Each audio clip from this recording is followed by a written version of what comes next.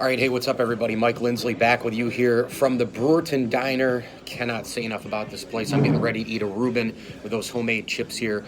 Cannot wait for that lunch. You got to get here, try the Brewerton Benedict in the morning, try a bunch of the other awesome entrees that they have, including the patty melts or the turkey club or the hero or Philly cheesesteak for lunch as well. Really, really great place to be. The Brewerton Diner, the official diner of the ML Sports Platter. I'm actually doing a quick 9-minute segment today all across Facebook, IGTV, and YouTube. Here's why. We're going to be giving away Syracuse Morehead State tickets this week here at the Brewerton Diner. There's going to be a sign-up sheet up front. We're going to share this video. We're going to put the link out there, and you guys can come in anytime between basically right now and Thursday. The cutoff time is 2 o'clock, and then you have to pick up the tickets here at the Brewerton Diner on Friday to go to the Dome on Saturday for Morehead State-Syracuse. But a really, really cool opportunity for you to win Syracuse basketball tickets really all year here with Mike and the gang at the Brewerton Diner.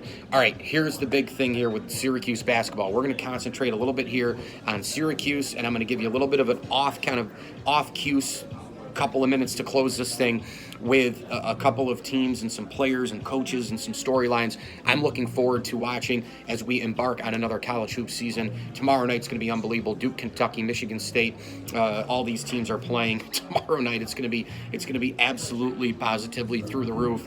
You're going to see the Duke freshmen and all those guys. We'll get to those teams in a couple storylines here in a moment.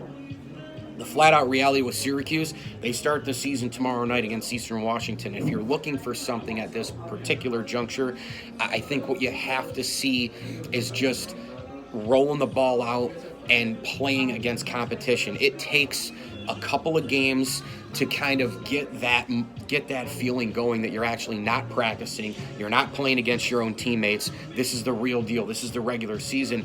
I mean, obviously, I expect Syracuse to stomp on both Eastern Washington and Morehead State on Saturday, but it's still that first game. Get out there, see how it's going to work. I think the health of Frank Howard is going to be a very interesting thing moving forward. Can he stay healthy, and how will that impact Jalen Carey if he maybe can make a play at the point guard spot? The other thing, too, is Jim Boeheim's going to have all these games at the Dome, home games and all the rest in the beginning of the year to really figure out what he wants to do with this lineup. This is one of the deepest, best lineups he's had in probably 5-6 years. It's Syracuse.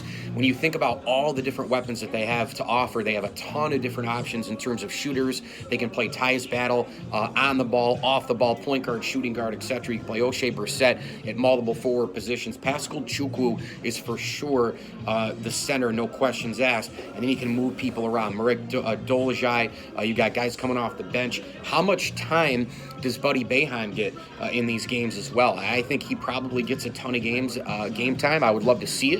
I think if Syracuse is up huge tomorrow night, huge on Saturday, and throughout the non-conference schedule against the likes of Colgate and Cornell and some of the other teams, St. Bonaventure, I think that they should absolutely positively be playing Buddy Boeheim and let him get in there, get some reps, and get those shots down. Remember, this guy knows how to shoot in the Carrier Dome. He's grown up as Jim Boeheim's son. The guy knows absolutely everything about Syracuse basketball.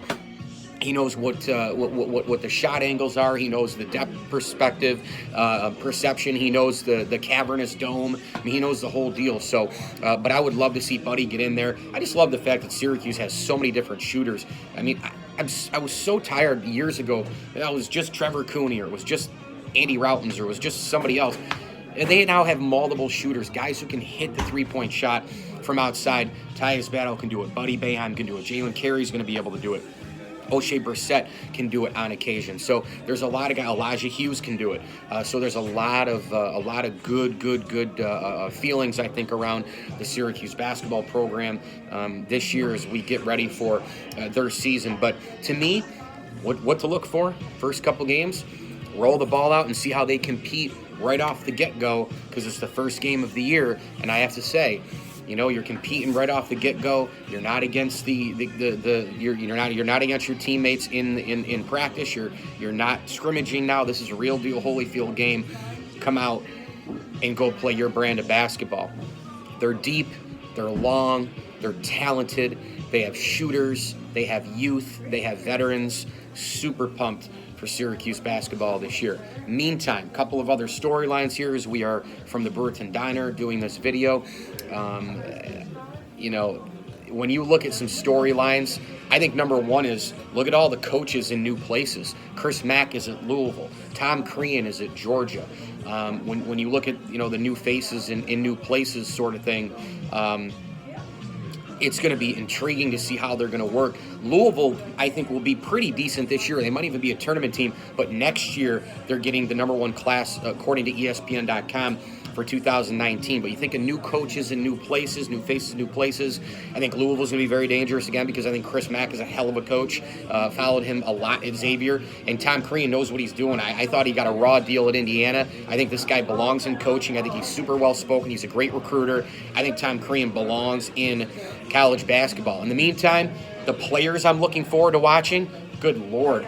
I mean, start with Duke, Zion Williamson, who might be the number one pick in the NBA draft by the end of the year. Then you've got R.J. Barrett, you've got Cam Reddish, the three superstar freshmen for Duke. It kind of conjures up memories of, Jahlil Okafor, Justice Winslow, and Tyus Jones. Cam Reddish is the number one prospect, but yet Zion Williamson might end up being the number one pick in the NBA draft. So I cannot wait to watch the Duke Blue Devil players. I'm also super excited to watch Nevada. I don't know if people paid attention to them last year. They made a deep run into the tournament, of course, lost to Loyola when their defense failed them. But that team has a lot of talent and a lot of offense. Now, granted, they're probably not going to crack the top 100 in defense, which could hurt them, and that ultimately hurt them in the tournament last year. You've got to love Nevada this year with Caleb and Cody Martin returning. They've got the five-star freshman in Jordan Brown coming in as well. So those are a few players that I'm looking forward to seeing. Nevada should be a pretty good team. As far as some other things to kind of take a look at, I just don't think the Big Ten is going to be very good this year. I do realize that a lot of teams lost a ton of players, including Michigan State and their best guy in Miles Bridges, but I just don't see the Big Ten being even in the top maybe three conferences all year. Remember, they're a Power 5 conference. I think they're going to be really struggling inside that. I think it's Wisconsin's conference to probably lose.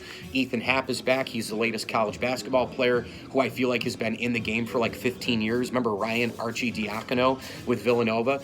It feels like Ethan Happ has been with the Badgers, for 12 years in college basketball. But I think Michigan State, solid team, but down just a bit. Wisconsin will be kind of about like last year, and then you have some teams kind of back off a little bit here and there. You've got the situation going on as well at Indiana with Archie Miller. There's another coach who is in a new place. I mentioned Chris Mack earlier. At Louisville, I think he's going to do great things at Indiana, but again, it's going to take a little bit of time. Archie Miller is a really, really good recruiter and a really good developer, but now he's a head coach in a basketball mad state, which people are going to be pressing for him to win right away. So those are some good things I think to look forward to in college basketball. We've got an amazing slew of games tomorrow night. You're going to see the likes of Michigan State and Duke and Kentucky, Kansas. I mean, this is going to be unbelievable tomorrow evening for the doubleheader. Syracuse starts tomorrow as well against Eastern Washington. Faces in new places, coaches, teams to watch. Mid-majors are going to be really, really good. I think the ACC will be the best conference in college basketball, hands down for the most part. I think you've got 4 Final Four contenders in the ACC this year. I think you've got all of those teams that actually could also win the national championship. That does include the Syracuse Orange, in my opinion. Thanks for watching me, Mike Lindsley, 9 minutes here from the Brewerton Diner. Make sure you get down here and sign up for Syracuse and Morehead State tickets for Saturday. You can sign up right up front until Thursday at 2. We'll pick the winner here, and then Friday you can come pick up the tickets and go to the Dome on Saturday. Thanks once again for watching. Hit me on Twitter at Mike L Sports. Come down, have breakfast and lunch at the Brewerton Diner. As I always tell you, enjoy the games.